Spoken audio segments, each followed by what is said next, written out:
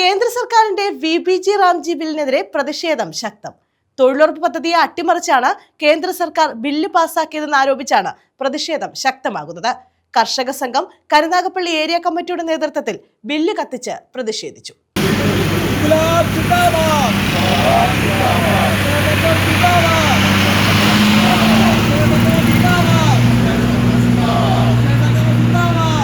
തൊഴിലുറപ്പ് പദ്ധതിയെ അട്ടിമറിച്ച് കേന്ദ്ര സർക്കാർ പാസാക്കിയ ബില്ല് കത്തിച്ചാണ് കർഷക സംഘം പ്രതിഷേധിച്ചത്. കരുനാഗപ്പള്ളി ഏരിയ കമ്മിറ്റിയുടെ നേതൃത്വത്തിലായിരുന്നു പ്രതിഷേധം.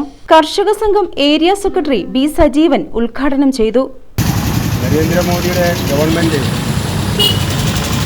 സമസ്ത മേഖലകളിലും തൊഴിലാളി കർഷക വിരുദ്ധ നയങ്ങൾ നടപ്പിലാക്കി വരുന്നതിൻ്റെ ഭാഗമായി കഴിഞ്ഞ ദിവസം അവസാനിച്ച ലോക്സഭാ സമ്മേളനത്തിൽ തൊഴിലുറപ്പ് തൊഴിലാളികളുടെ തൊഴിൽ സാധ്യതകൾ നഷ്ടപ്പെടുന്ന ഒരു നിയമവും കൂടി മിനിഞ്ഞാന്ന് പാസ്സാക്കിയിരിക്കുകയാണ്.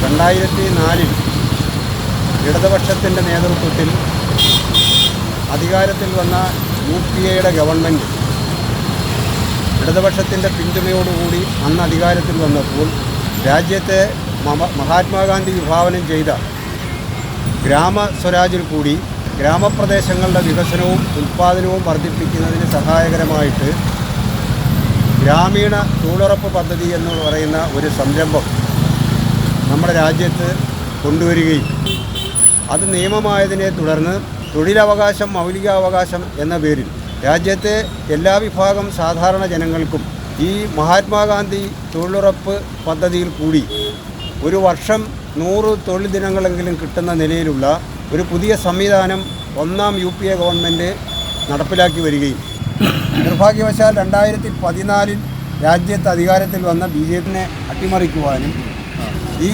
ഗ്രാമീണ തൊഴിലുറപ്പ് പദ്ധതിയെ ഇല്ലായ്മ ചെയ്യുവാൻ വേണ്ടി ടി രാജീവ് അധ്യക്ഷത വഹിച്ചു. PN Muthukrishnan, R Murali, Deepthi Raveendran, Vijayan Pillai, SM Manoj Murali, Backer തുടങ്ങിയവർ പങ്കെടുത്തു.